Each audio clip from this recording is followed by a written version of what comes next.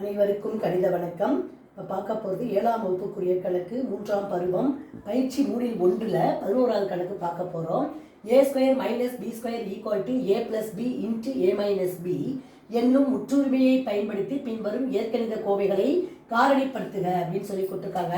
கொடுக்கப்பட்ட கணக்கு முதல் கணக்கு z² - 16ன்னு கொடுத்துருக்காங்க. ஃபஸ்ட்டு நான் என்ன செய்கிறேன், இந்த கணக்கை z² - இந்த 16 வந்து என்னன்னு பண்ணிக்கிறேன், 4² போட்டுக்கிறேன்.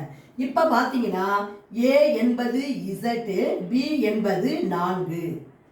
இப்போ ஃபார்முலாவில் z² - 16 அது அப்போ என்ன பண்ணுவோம், a² - b² = a + b × a - b. இதான் முற்றுரிமை a - b. இந்த முற்றுரிமையில் இந்த கணக்கை போட போகிறோம், காரணிப்படுத்த போகிறோம்.